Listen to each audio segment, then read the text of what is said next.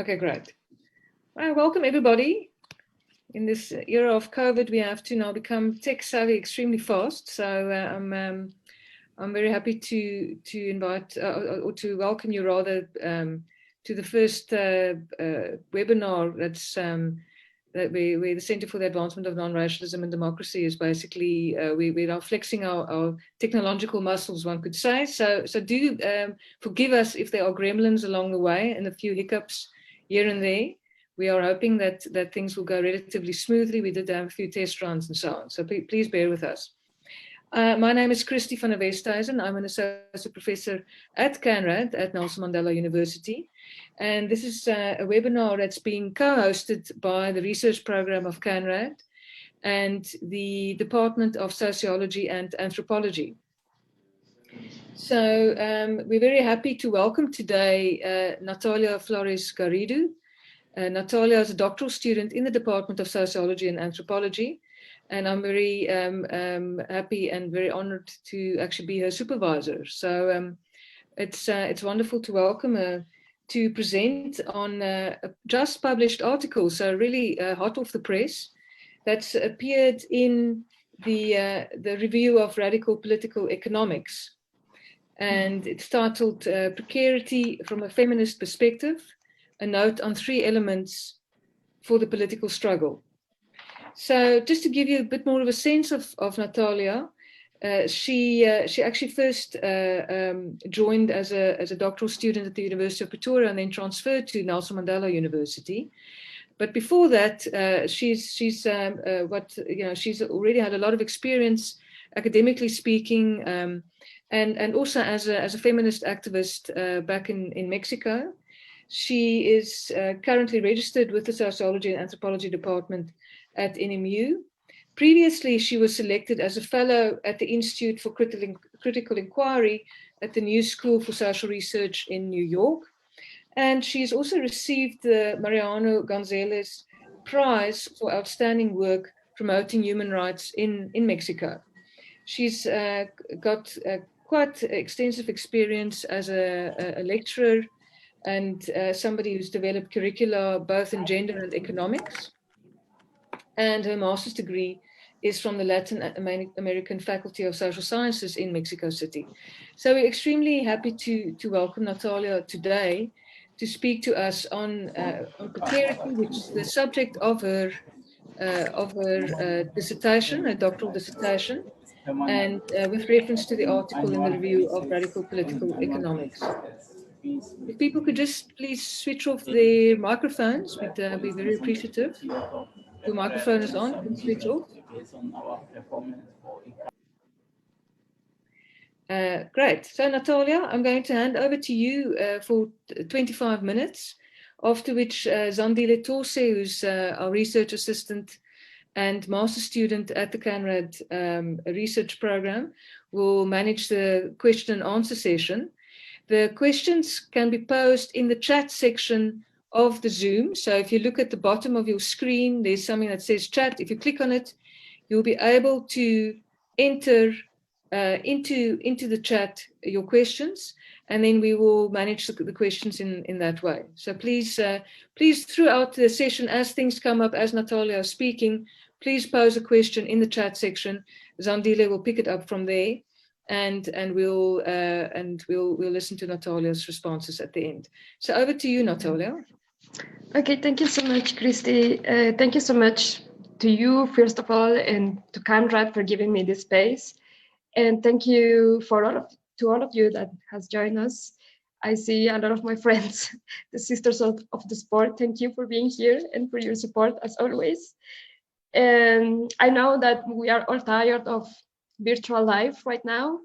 Another webinar, there are so many right now, but thank you for giving me these 30 minutes of your life, or maybe 40, I don't know. So I'm gonna read the presentation so I can better use the time that I have. And as you know, the paper that I want to discuss with you is part of my doctoral research, as Professor Christy was saying, focused on experiences of precarity among young professional women from Mexico and South Africa. So to move on into the conversation, I think it is important first to make clear what do I mean by precarity, like this term that is kind of a buzzword right now. And it is a polysemic term that has gained recognition and interest in social sciences in the last decades, especially linked to the neoliberal regime of working and living. Basically, by precarity, we mean a transformation in the conditions of the labor market, reflected on, for example, jobs that are temporary, that do not give access to the workers to any economic right apart from the salary. For example, unstable income, the weakening of trade unions, and therefore the growing individualization of workers, among others. But precarity is also linked to transformations not only in the structure of the labor market and its characteristics, but also to the way in which productive work has acquired a new meaning under neoliberal ideology. How, for example, the boundaries between work and life have been eroded, and how individuals are compelled to embody neoliberal values in their productive working lives. They have to be entrepreneurs of themselves, they have to be employable, to invest not only in their official qualifications, but also in their attitudes towards their work, and to display an effective performance. Workers have to show their enthusiasm, happiness, and passion about what they do for a living. We have to fall in love with our jobs, basically. In this regard, when I talk about precarity, I am referring to the transformations in the formal rules of work, like flexibilization, insecurity, lack of workers' rights, etc., and also to the way in which these transformations go hand in hand with neoliberalism as an ideological force that not only affects the economy, but that also creates specific types of subjects, subjectivities, and affects. The second thing that I think it's important to share with you is that the concept of precarity and its analysis has been also linked in social sciences to the possibilities created by this reality to demand a political transformation. Particularly in the European context, it has been argued that because the majority of the population is precarious, including groups that have been previously protected by better conditions of their jobs, for example, professional workers or the middle class, it is now possible and easier to build a political agenda and a social movement aimed to end the conditions of precarity of the majority of the population. It has been argued, for example, that the precariat could be a new social class potentially revolutionary. And it has also been analyzed how the precarious reality has already been at the center of some social movements, for example, the Euro May Day. This is relevant in the present context of COVID-19, for example, and the way in which this crisis has revealed the precarity of lives and working conditions, how literally citizens and workers are exposed, vulnerable, and don't have the support of social institutions able to protect not only the rights, but also the lives of the majority of the population. Surviving has become a matter of pure economic nature, where only people that have enough money can have access to what should be a right. For example, housing, food, healthcare, and the possibility to stay at home in moments like this. And because this process of precarization of life is constant, some social scientists and political activists have argued that this reality could be a point of departure strong enough to create solidarities in the struggle against precarization and to demand a more just society where we all can have livable lives. In this regard, I position my research as part of these efforts to analyze how precarity can be useful in the struggle against neoliberalism. But I am also writing from a feminist perspective.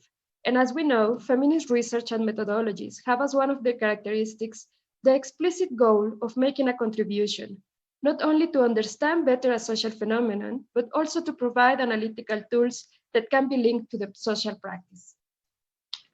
As we know, one of the first stages of research is the review of existing literature about our topic. When I started doing this some 3 years ago, I realized that even though precarity has gained recognition in social sciences, the analysis of precarity from a gender perspective was much less visible. This can be due to the relatively newness of this analysis, or could be explained also because, as we also know, sometimes gender is not considered as an important dimension to understand something that is perceived as a general condition of humanity or society in this case. So what I tried to do in the paper was to create an analytical structure that could allow us to understand precarity from a feminist perspective. If you read the article, or if you have the opportunity to read it later, you'll see that I focus on 3 different approaches to understand precarity and gender. But as feminists, we know that there are different approaches to understand gender relations, gender identities, and gender inequalities. These theories and the differences among them are relevant, not only in terms of what every different theory allows us to understand, but I will say that because feminist theories and feminist political practice are always intertwined, different theories provide different explanations of social reality and also different orientations to the political struggle. An example of this, and I wanted to write particularly against it, is what I will say is the easiest and more superficial way to analyze precarity from a gender perspective. It is an approach that we could call add women and steer, which is basically to say that there is a particular problem in society, and women, of course, are more affected by this problem. And the analysis will be something like this in precarity, but I'm sure you have seen these kinds of analysis in other fields as well. First, we have a process of precarization of society in general and the dismantling of workers' rights and economic rights, more generally speaking. But then we want to add women to this analysis, and we say that because women have been historically in a position of disadvantage, they are of course more precarious than men. And some statistics support this analysis because in fact, some of the most precarious jobs in the world are highly feminized. Therefore, we say that in order to transform this reality, women should have access to better jobs, they should receive some kind of protection, better payments, special program, etc., so that precarity is no longer feminized. My problem with these kinds of analysis are the following. First, that it takes women as a fixed identity and homogeneous category. By saying that there is a feminization of precarity, we are somehow ignoring something that can be obvious, but it's important nevertheless. And this is that not all women are precarious. And in fact, some women occupy positions in the highest spaces in social and economic hierarchies. So in an approach like this, the only possibility to analyze the experiences of these non-precarious women is to understand them as exceptions. And in doing this, differences among women are hidden. And perhaps more importantly, from a political point of view, the role that some women play upholding the social structures that create precarity in the first place, namely racism and capitalism, are also made invisible. A second problem with this approach is that it only considers how the economic system affects women, placing women as victims, completely separated from the economy as a social practice. To understand precarity from a feminist perspective, we need to analyze the interactions between economy and gender relations. These interactions are reciprocal, and therefore gender relations are created and reproduced in an economic context and as part of an economic system, but they can also change and challenge the economic system. A third problem with this approach is that then the political struggle is only oriented towards defeminizing precarity, to incorporate women into better positions in the labor market or better jobs, etc. But this does not question the root of the problem, which in this case is the neoliberal system and the capitalist system in a broader sense. So these kinds of analysis give way to these kinds of political practices that are beneficial, yes, in the sense that they attempt to improve the situation of women in capitalism, but do not seek to transform the same system that is the cause of the constant precarization of working and living, and that threatens the sustainability of life in a broader sense. To move beyond this add women and steer approach, I propose 3 theoretical models described in the paper. Because each one of them departs from a different perspective and focuses on a different aspect of precarity, they also have different limits with regards to the political struggle and practice. The first of these models is related to the feminization of precarity, but instead of using the more conventional understanding of it, I follow Encarnación Gutiérrez, who proposed instead the term of the precarization of femininity. Although it is true that women suffer more the effects of precarity than men, to highlight this is only the point of departure for the analysis. We need to explain why women are in these positions, moving beyond an essentialist and fixed idea of femininity. In this regard, the fact that women are more precarious than men is related to the concept of the sexual division of labor that has been a key element of feminist economics and especially of Marxist feminism. The sexual division of labor rests on two principles. First, the separation between what men and women do, and then the less value associated with the activities performed by women. The sexual division of labor is at the core of the capitalist system because this separation between women's work and men's work is what allowed the emergence of class relations in the first place. By allocating all the reproductive work in the space of the domestic unit or the heterosexual family, making women responsible for the activities concerned with the bodily aspects of human experience, specifically domestic and care work. In this way, domestic and care work has always been precarious because it has been actively precarized. It has been invisible, devalued, and not even considered part of the economy, despite the fact that it allows the reproduction of the capitalist system. The fact that some of the most precarized women in our society work as domestic workers, nurses, teachers, among others, is an extension of the sexual division of labor that starts in the family, but that is reproduced in the labor market as well. This also explains some differences among women and how the less precarious a woman is, the further away she is from these kinds of activities. Connecting this to the political struggle against precarity, we come to 2 points that are very important. The first one is that although precarity has been mostly analyzed as a condition of the labor market, this approach is not enough because it leaves reproductive work outside the conversation. Imagine that we organize collectively to demand better working conditions for men and women, as well as access to workers' rights and more power to workers in general. Although this would be great, definitely, the political struggle presented in this way continues being very masculine because it only considers as work the exchanges that happen in the labor market without considering reproductive activities as work as well. The second point, therefore, is that precarity is a condition not only of the labor market, it is rather a condition that threatens the sustainability of life in a broader sense. For this reason, in the struggle against precarity and precarization, we need to think on how are we going to guarantee that reproductive work does not continue being precarious. This will necessarily imply the questioning of the sexual division of labor, and especially the questioning of the way in which, in the capitalist system, the reproduction of life, including taking care of the bodily aspects of the human experience, is subordinated to the productive aspects of the economy. So I will move to the second and third models a little bit faster. And the second theoretical model type proposed to analyze precarity from a feminist perspective is called I call it in the article, doing gender in a precarious context. In this section, I wanted to bring to the conversation the affective structure of precarity as a way of working and living. Some authors, like Guy Standing, describe the affective structure of precarity only in negative terms.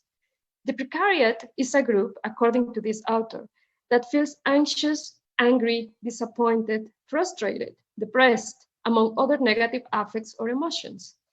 Nevertheless, if we think about precarity as a way of social control, we need to understand this social control in terms of what Foucault will call productive power, which means that certain subjectivities are produced through it, and in these subjectivities, negative affects are mixed with positive affects, like passion, love, happiness, desire, among others. As I suggest in the paper, under neoliberalism, work is not only a productive activity, something that we need to do in order to have money to survive. On the contrary, work has acquired new meanings as something that needs to reflect the purpose of the lives of workers. By eroding the boundaries between what someone does and what someone is, workers are now encouraged to put their whole self in the service of their productive activities and to find happiness, passion, and purpose in their jobs, as precarious as they are. These transformations in the meaning of work under neoliberalism have also been coded in gender terms. As some scholars like Angela McRobbie have suggested, women, and especially young women, are the privileged subjects of neoliberalism. These changes in gender identities and the relation to productive work have been promoted also by neoliberal feminism as a project to empower women, and in which this empowerment is mostly related to individual success, and to the full development of the economic capacities of women as producers and consumers. Authors like Katie Weeks have suggested that the idea of women's love towards their husbands and families has been somehow replaced by the idea of women's love toward their jobs and their careers. I propose that this is a key element of the affective structure of precarity, because the condition of work and the political struggle around workers' rights is difficult to build when people are so invested in their jobs as an activity that gives meaning to their existence, and that is perceived as the only space where passion and creativity can be fully expressed. Could we imagine a society in which women's freedom, autonomy, empowerment, joy, happiness, and love is not related to their participation in the capitalist system as producers and consumers? To imagine and build this future, it is important to repoliticize work and to highlight the impossibilities of being autonomous, empowered, and free in an economic system in which we do not have control over the conditions of our own work, like working hours, workers' rights, the payment, if we want to work or not even. The last approach that I developed in the paper is called the power of intersectionality, highlighting the absence of an intersectional approach to the analysis of precarity and the possibilities that this category could bring in a sociological and political way. As I have mentioned, studies about precarity in social sciences have gained attention in the last decade, mainly in the European and American contexts. For this reason, most of the literature about precarity follows a Eurocentric approach, in which precarity is presented as a completely new condition of working and living. This could be true in the context of countries where there was a strong welfare state and public services that covered the majority of the population. But what happens in countries like South Africa or Mexico, where the welfare state was not strong enough, it never really existed, or only benefited a small percentage of the citizens, and where large numbers of people work in the informal sector that does not guarantee workers' rights or access to public services like healthcare, housing, or retirement funds. The idea that workers are precarious now, but previously were not, only reflects a biased understanding of this condition that does not consider how there have always been people working under precarious conditions, and moreover, how certain bodies and lives have been actively constructed as precarious, disposable, and cheap labor without rights. This process of precarization has involved the interaction between structures of oppression like capitalism, racism, and sexism. And we can see that if we analyze the history of work in the African context, or the conditions of work that nowadays affect the majority of migrant populations in the centers of economic power. So how can we make sense of precarity if we want to consider these historical differences and still use this concept to shed light on our contemporary neoliberal moment? And how is this also related to gender relations? I echo these challenges to the analysis of precarity, suggesting that an intersectional approach will allow us to understand precarity as the result of the interaction between different systems of oppression.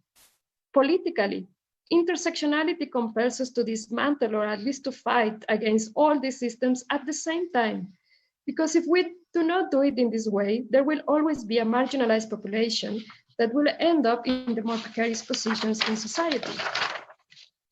This is what happened, for example, with liberal feminism, that only focused on one system of oppression, namely patriarchy, and promoted the incorporation of women in the highest positions of the system without questioning racism and capitalism.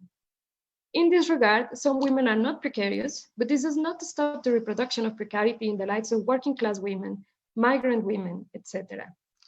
To consider intersectionality and the analysis of precarity gives us two clues for the political struggle, or at least two clues.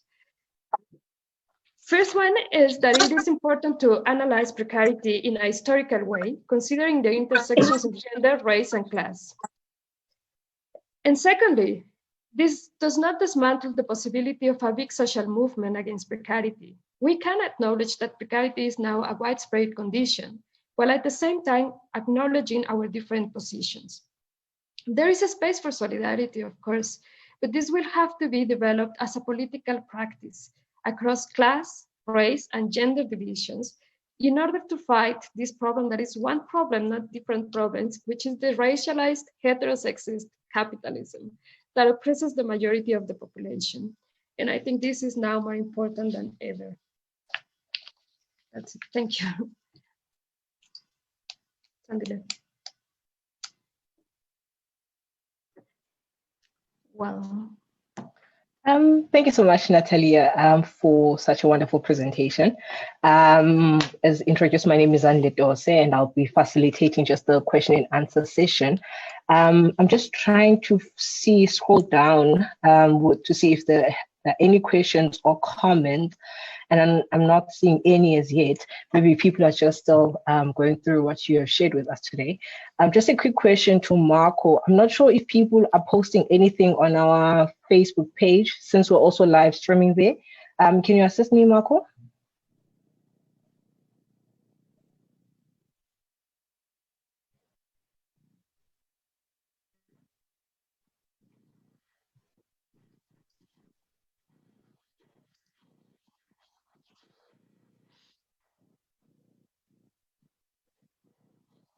Okay, thanks, thanks, Marco. I will just give people maybe 4 more seconds and we'll see. But let me bring in Prof. Van der Westhuizen, because I think that there is a question. Okay, there's a question coming from Prof. I will just read that one out. And then because there are not many questions as yet, Natalia, I'm just going to read Prof's question and then you can respond. So hopefully as you respond to Prof. Van der Westhuizen's question, then people will start coming through with some more questions. So Prof is asking if you can, Natalia, explain a bit more about the class relations originating in the division of labor. Yes, well, this is a very Marxist, like kind of classical Marxist approach that you can find, for example, in this famous book by Engels, The Family, Private Property, and the State. And the thing is that in order to reproduce the labor force, like reproduce the lives of workers, and at the same time be able to accumulate capital, capitalism needed to come up with a solution to this, right? Because if you have to pay the workers like the whole cost of the reproduction of their lives, then the possibility of at the same time accumulate capital will be very low, right?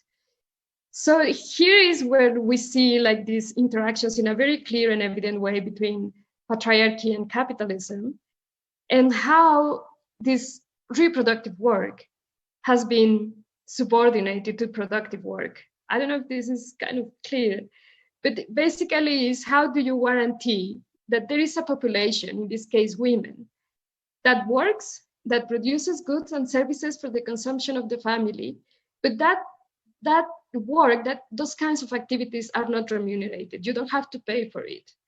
So in feminist economics, this has been called like the salary is one salary for 2 different types of work. It's really not like you are paying the worker a salary just for his work or the work that he does in the labor market, but you are also paying, that same salary includes the reproductive work that happens in the family, and it is not recognized as work, right?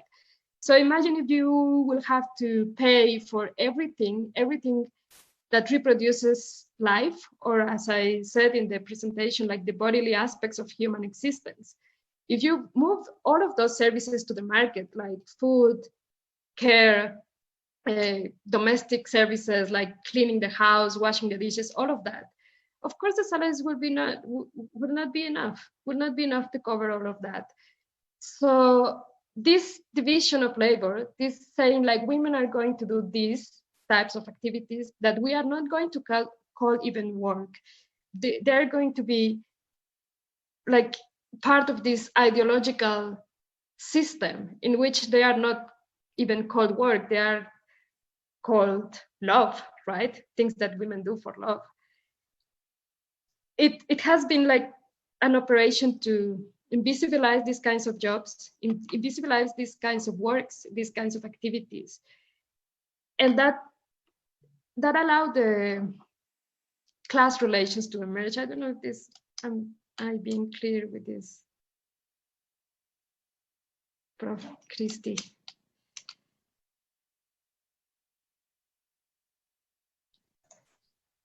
I think you have been clear enough, Natalia. I still see that we don't have any more questions. I'm not sure if we should end here or yeah, but Zandile, can I come in? Yes. So it might be that that people would like to engage face to face more, and I do think we've got enough time. The reason why we reverted to chat is just to save time, but we definitely have enough time left for people to actually switch on their mics and pose a question directly if that will be easier. So, oh, in fact, we've just got another question from Gorata. Do you want to take that one up, Zandile? And then if somebody wants to ask a question directly and you've got difficulty phrasing it in the chat function and you'd rather just blurt it out, via the mic, just raise your hand. There's a raise hand function. If you take your cursor down, you'll see that there's the you can raise your hand at the bottom of the list of participants. So, Zandile, do you want to pick up a question from Gorata? And yes. I also see one from somebody called Momo K. Yes, there's actually three. Also, Dr. Mark Ronch just posed a question. So I'll start with the first one from Gorata. And it says, Natalia, do you have any views or comments on the effective investments that individuals have that reproduce or maintain precarity? And then the second part of the question is that, or what general beliefs uphold a lack of recognition about precarity being a phenomenon, or rather prevent people from recognizing precarity as a widespread problem? So because these are two questions, I'm just going to give you time to respond to this, and then we'll take Dr. Ronch and the last one after you are done with this question. Okay, yes, I'm seeing the questions. Actually, I think Gorata's question is related to Momo's question as well, because what we are seeing now with precarity is not just a condition of the labor market, as I said, or just a problem. Let's say like just a problem like poverty, or I don't know, just a very specific economic problem. What I suggest, and other people have suggested as well, is that precarity now is a way of social control. That we live in precarity, we have to come up with strategies to survive in these conditions, to still be alive in these conditions. And we are always threatened by precarity. To be more precarious, you can always be more precarious, right? So in a way, precarity is a way of social control. And as a way of social control, it involves affects, right? As I mentioned as well. So here, Gorata, let me check the individuals that, well, yes, it is very, because you have these two changes happening at the same time, right? In the labor market or in society in general. In work as something that really conditions our existence, right? So the first one is this all economic aspect of the dismantling of workers' rights and the dismantling of workers' rights, the deteriorating conditions of work.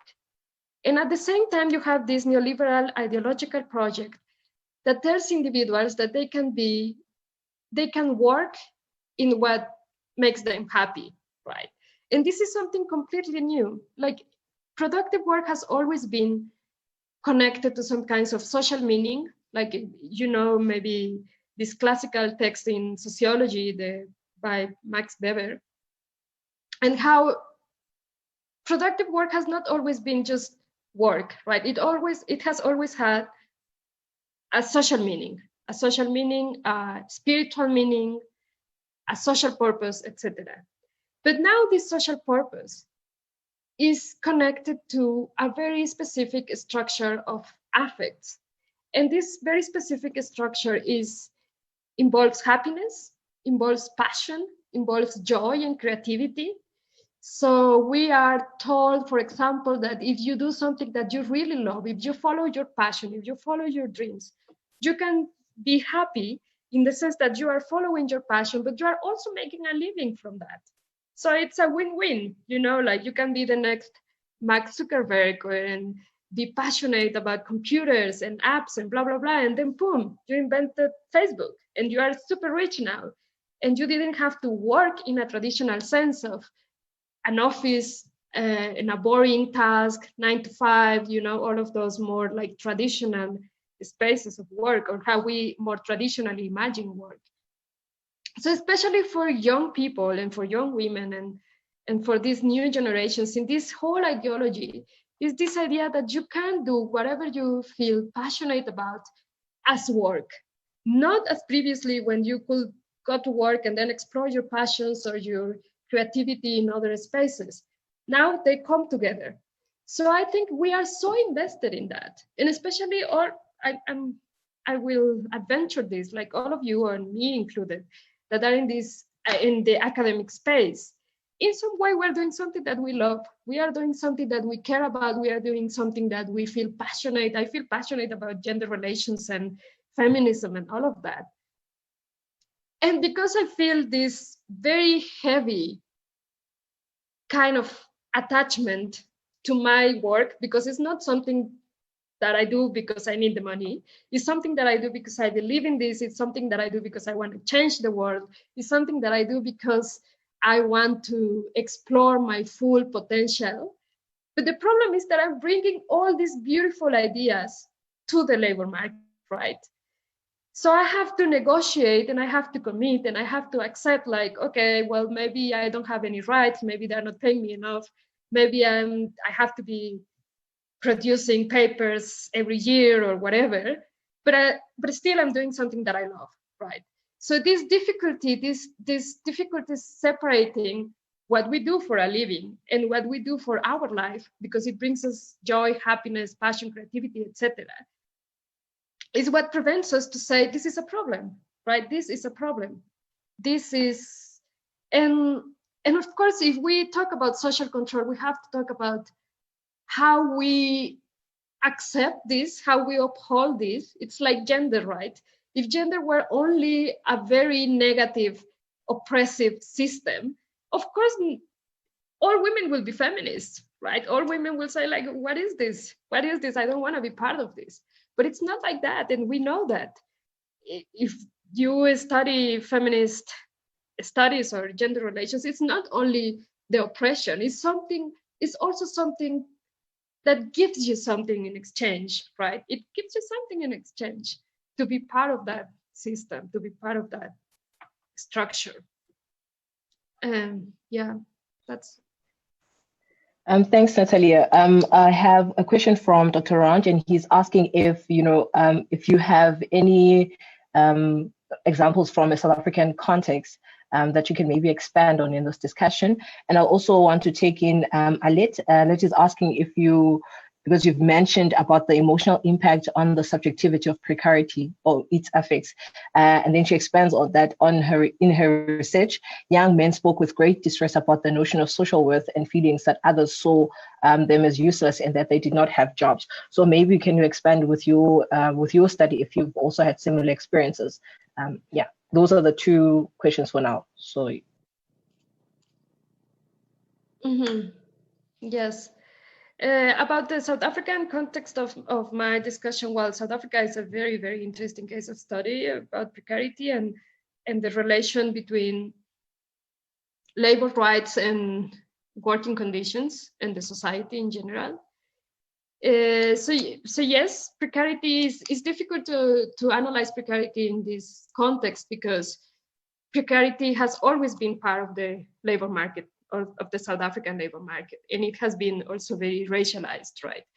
So there is this writer, this scholar called Franco Barchesi, and he has this book about South Africa and precarity. It's called Precarious Liberation.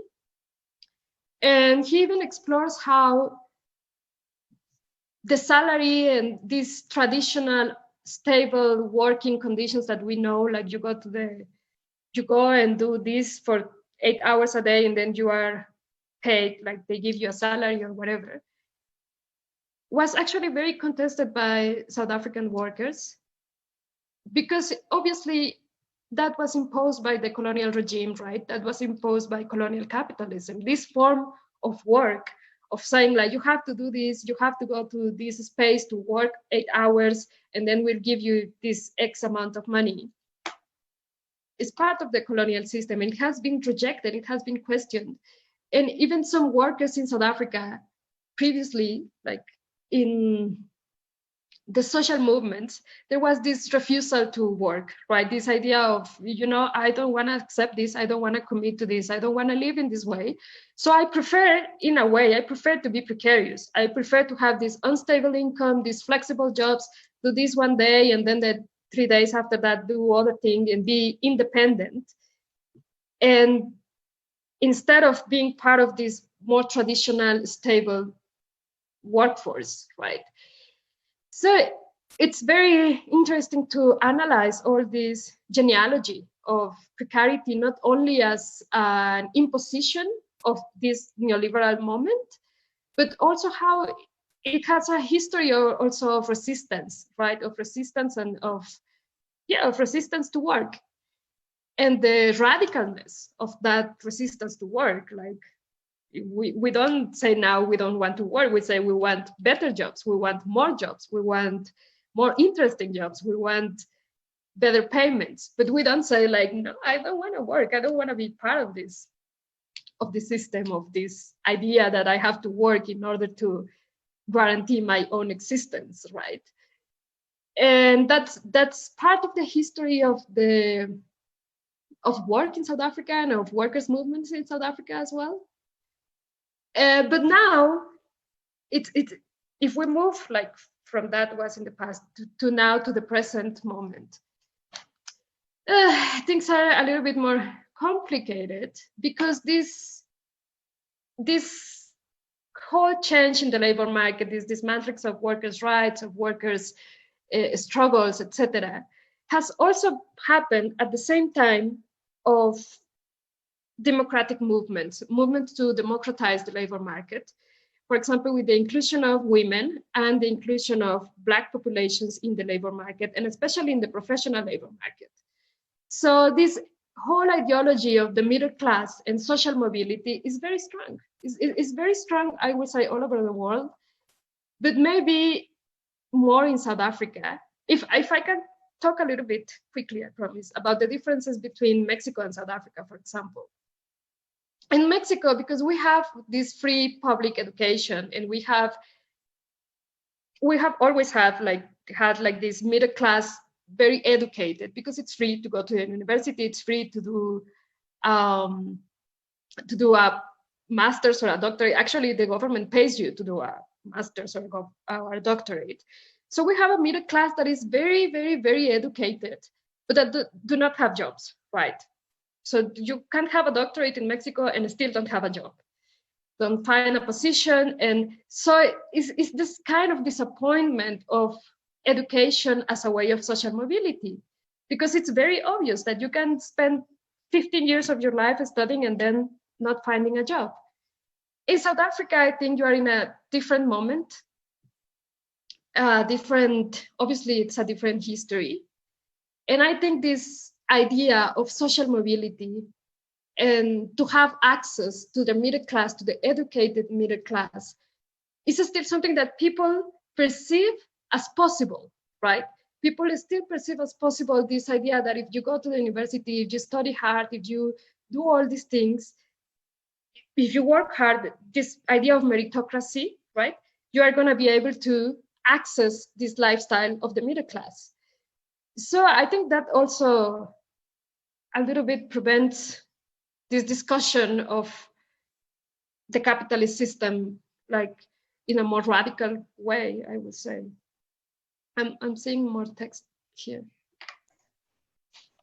Thanks, Natalia. Yes, we have another question from Prof. Prof. Christie, and Prof is asking that you've managed to integrate the various forms of oppression seamlessly in your analysis, including how racialization and gendering converge in the reproduction and re-entrenchment of capitalist class relations. How do you then respond to the diehard Marxists who still believe class to be the only relevant category of oppression and analysis? Okay. Yes, yes. We all know those comments, like class is the most important thing, right? Class to be the only relevant. No. Well, yeah, yes. I think, for example, when I mentioned about the sexual division of labor, if we only focus on class as something that is configured in the labor market, and in this more like traditional understanding of Marxism, as the working class, as you know, the proletariat, as the revolutionary class, right? We are living outside of that, this very important aspect of the economy, which is reproductive work, right? Reproductive work. How are you going to reorganize reproductive work? Or what is called now domestic and care work. So if you bring this to the idea of a social change of the revolution, let's say, like, or any social transformation, right? You have to consider the gender aspect of the economy and the racialized aspect of the economy. Because who has done these kinds of activities, domestic and care work or reproductive work? In women in the first place, but not all women, right? Mainly Black women, mainly indigenous women that don't do these kinds of activities for their families, but do these kinds of activities for other families, right? So this is crucial to understand how the economic system works. And if we want to change it, how do we have to do it? It's not only that workers have the control of the social production and the social benefits of that, because that is still very limited to this idea of work in a very traditional sense of the worker that goes to the labor market and exchange his labor power for money. And what happens with all the other work, especially performed by women, that do not go to the labor market in this very traditional way? It's also work, and it's also, as like feminist Marxists in the 70s said, it's also exploitation, right? So you need to reimagine all this idea of society to also reorganize these kinds of activities. And for that, you of course, you need to take into account gender differences and race differences. And as I said at the end of my presentation, I think the problem, for analytical purposes, we can say like, well, I'm going to focus on class, or I'm going to focus on race, or I'm going to focus on gender for analytical purposes. If we are going to do that for analytical purposes, of course, we're going to have a deeper understanding of this specific thing that we are focusing. But if we want to move from the analysis and from the theory or from the research to the political practice, we have to understand that it's one problem, one and the same problem, which is the racialized heterosexist capitalism. So it's, yeah, for analytical problems, you can separate this and you can analyze different dimensions of this problem. But we all know that the political problem is one, I would say, right? That you cannot fight against capitalism without fighting against racism and patriarchy. And the other way around, right? You cannot be a feminist just focused on women and women's empowerment and women's power in society without considering class, without considering capitalism as part of the problem.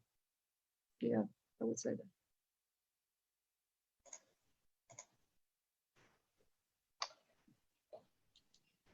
All right. No, thank you so much. Thank you so much, Natalia. I think we're about to wrap up because we don't have any more comments. Let me just see if I'm not. I don't think I've missed anyone.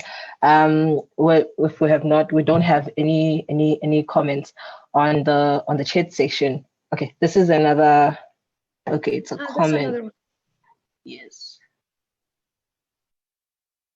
Okay, we'll just wait for Nolwazi because it seems like they're still going to write what the question is. And then in the meantime, Natalia, while we're waiting for Nolwazi, you may as well think about, your concluding remarks because we unfortunately came to the end of our session. So yeah, Nolwazi, just give me an indication if this is just a comment or if you would be writing in a question.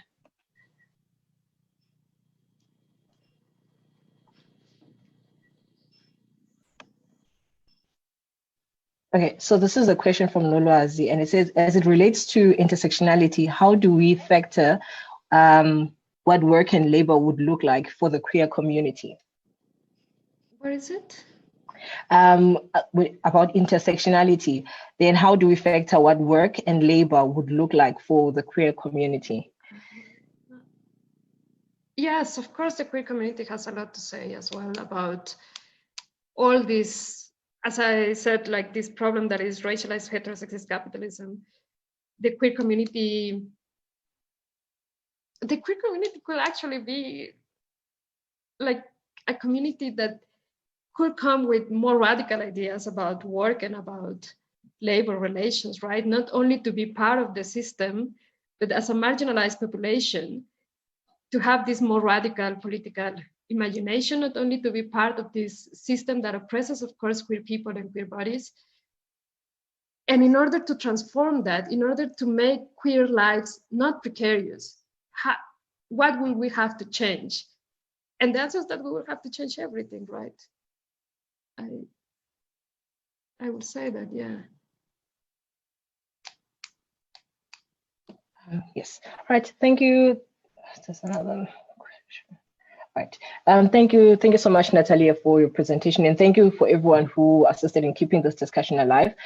We are closing off now. So, Natalia, in 5 minutes, just your closing remarks, and then we'll be done. Okay. Well, no, I just want to say thank you to all of you for coming, and I think this is a very complex moment historically, as we all know, and maybe we are even tired of this conversation after 5 months of talking about COVID and COVID changes in society and inequalities and all of that. But I think it's also kind of exciting to be in this moment in which we can really see precarity not as a very abstract discussion, but something that is happening, something that is exposing our lives and I don't know, all this monstrous reality in which if you don't have money to protect your life, like literally, you will have to be exposed to die, like in a literal way to die, right? And I think that's why it's more important than ever that we think again in these strategies of change, of collective change, and see how we can build solidarities as a political practice in our day-to-day life, right? So I would say that. So thank you all of you for coming. Right. Thank you so much, Natalia. Just one last thing. Do you mind, as because I'm closing off, to just confirm the book title for Alert in the comment section? She asked about the book title that you mentioned in responding to her question. So can you just write it down on the comment section for us? Yes. Yes. And, yes. All right. Well, thank you so much, firstly, to Natalia for sharing your wonderful insights with us. I know that you're still somewhere trying to finish your doctoral studies and taking time out of that wonderful work that you're doing and to present to us today really means a lot to us. Thank you for always availing yourself. I think this is the second time you are presenting the Cambridge banner. So thank you so much for that. And I was thinking when I was reading your paper, when you're talking about intersectionality and not considering women as a homogeneous group, but also considering that different women are oppressed differently and that different categories that actually impact the precarity. So thank you for that. Thank you to the department of our colleagues from the Department of Anthropology and Sociology, because this webinar was a collective effort. Thank you to our head of department, Dr. Babala Makotwana, Gabby, Dlamini, and Asiph Mqalisa for all their assistance. Thank you to the Canberra team, Sikosetu Sandi, myself, Professor Christy, also for making this webinar a success. Lastly, but not least, thank you to everyone who joined us today, keeping the conversation going and all your participation. We really, really appreciate it. Before we can depart, can everyone just for a second switch on our videos, and then we can all wave goodbye. But yeah, that's it. We're done for today. It's so nice seeing you.